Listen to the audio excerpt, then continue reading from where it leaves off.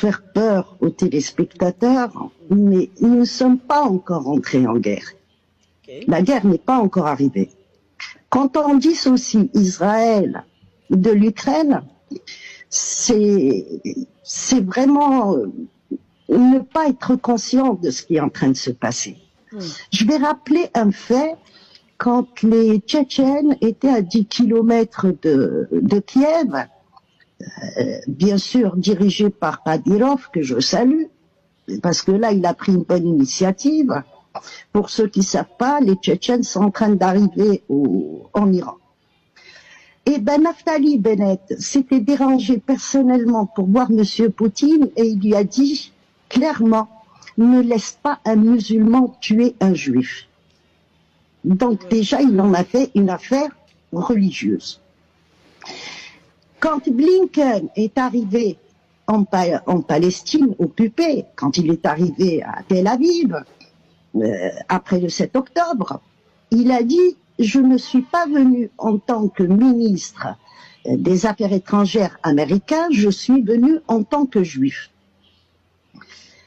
Quand les Américains ont commencé à voir un manque de munitions, Zelensky a dit à Trump je préfère que vous donniez, je privilégie Israël à l'Ukraine. C'est lui-même qui l'a dit et qui l'a décidé.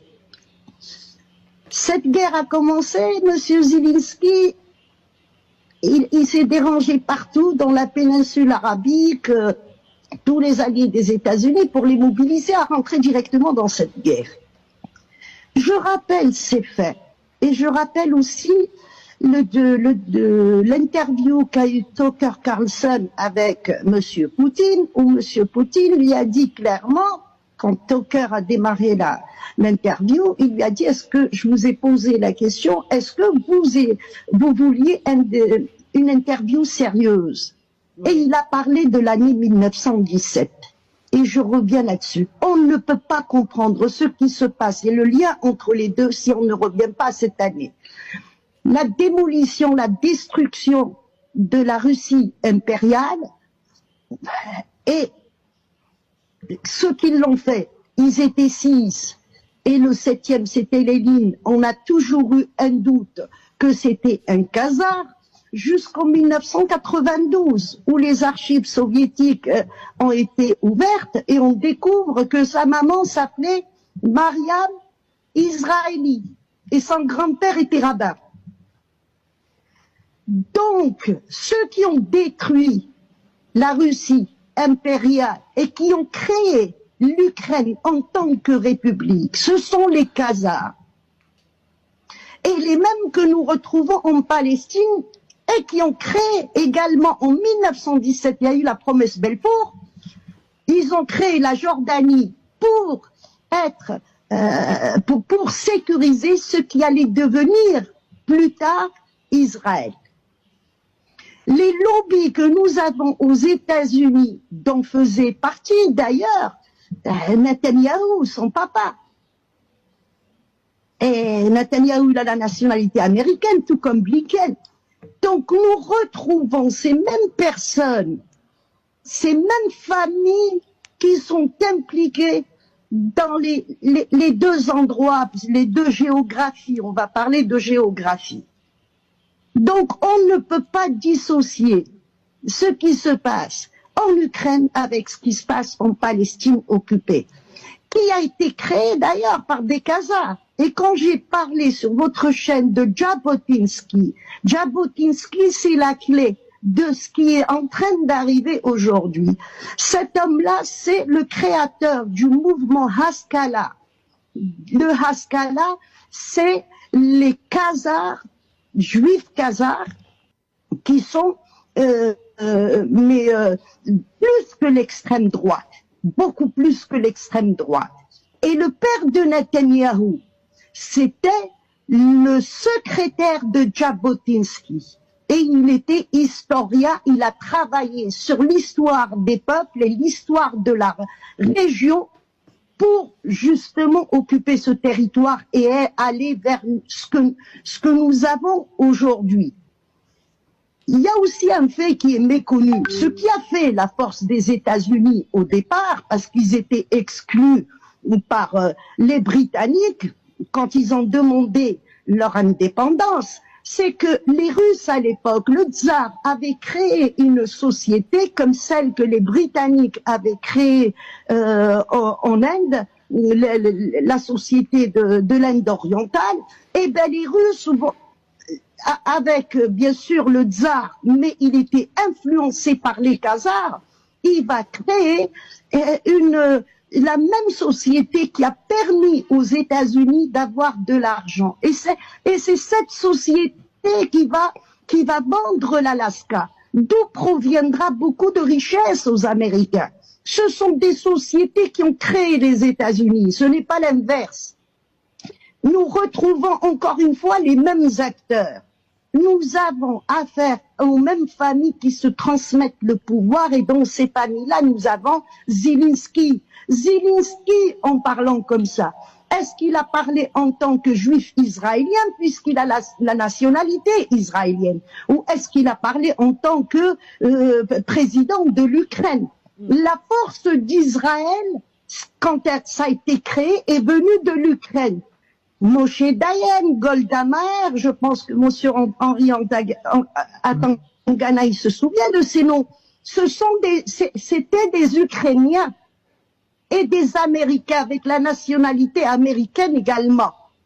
Et quand vous regardez aujourd'hui, Smotrich, c'est un Ukrainien. Et il est fils d'Ukrainiens. Et quand Israël a été créé, il y a une loi qui a été mise en place. Il n'y a pas de constitution en Israël pour qu'on le sache, mais il y a des lois. Quand vous venez et on vous accorde la nationalité israélienne, vous êtes dans l'obligation de garder votre ancienne nationalité. Comme ça, vous pouvez jouer sur les deux tableaux. Donc, ce qui se passe, je vais abréger, mais c'était pour éclairer un peu ce qui se passe. C'est pour cela, quand il y a eu le début de cette opération spéciale des Russes, j'ai dit, le conflit, il va s'aggraver, et j'ai bien ciblé.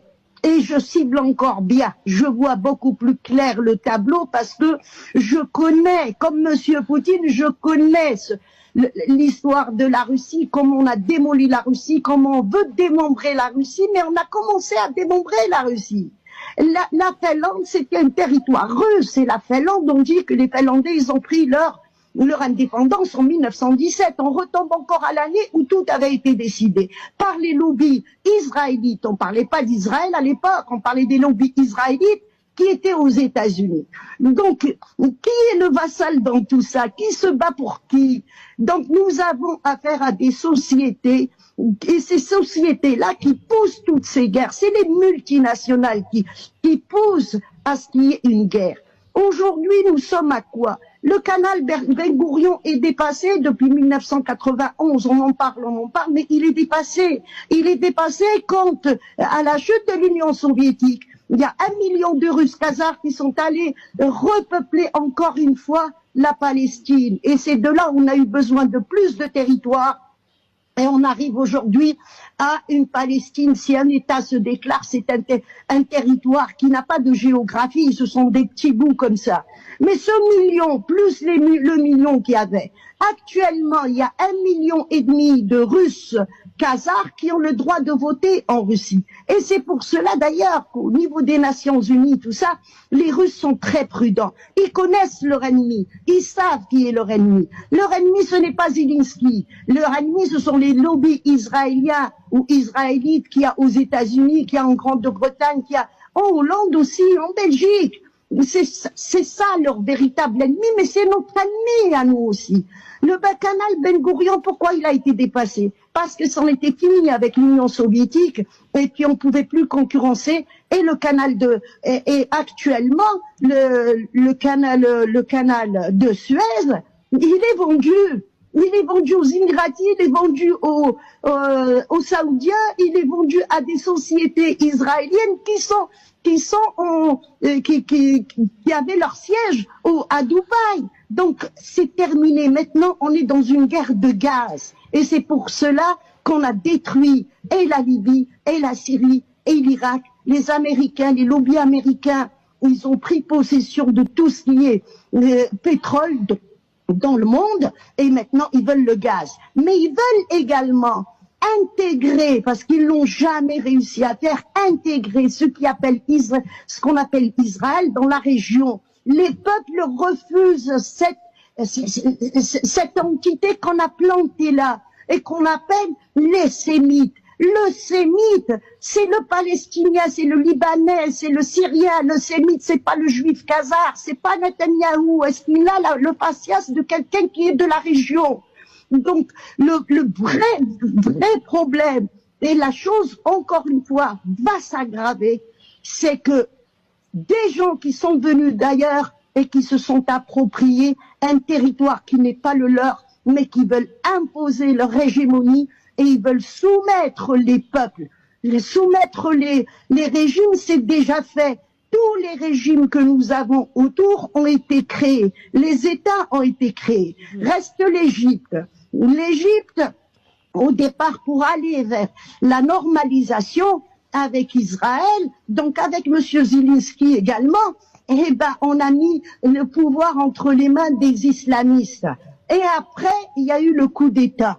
Ce coup d'État, quand il a eu lieu, on voit bien, le premier jour, quand il a pris le pouvoir, les vidéos existent. Il dit, je suis là, j'ai pris cette place pour le salut, la sécurité d'Israël. Donc, ça y est, c'était fait. Restait Bachar el-Assad. Bachar el-Assad, il est resté allié des Russes parce ils avaient le même ennemi. C'est Khazar et l'Ukraine. Mais on remarquera qu'en 2014, les Russes ont envahi la Crimée et ils ont récupéré la Crimée. Il n'y a pas de hasard dans l'agenda géopolitique. Qu'est-ce qui s'est passé? Ça engendrait quoi en 2015? La guerre contre les Houthis. Et c'est le gazoduc qui devait passer par le territoire yéménite, le territoire saoudien, et aller vers la mer d'Arabie, pour éviter Hormuz comme on l'évite aujourd'hui. Donc cette guerre a une relation avec l'histoire de gaz. Mais quand on regarde un peu vers le haut et vers ce qui se passe, on voulait ramener le gaz de l'Azerbaïdjan et de l'Ouzbékistan et rejoindre la Syrie pour casser la Russie. Et là, Bachar el-Assad n'a pas voulu redonner encore une fois du pouvoir à ces sociétés américaines qui sont principalement des sociétés khazares. Quand on parle de l'AIPAC, il est à 80% khazares. Donc ce sont les Russes et les Polonais russes et les Lituaniens polonais russes qui font la guerre à la Russie, mais qui font la guerre à l'Iran, qui font la guerre à la Chine et qui nous font la guerre aussi à nous en Afrique.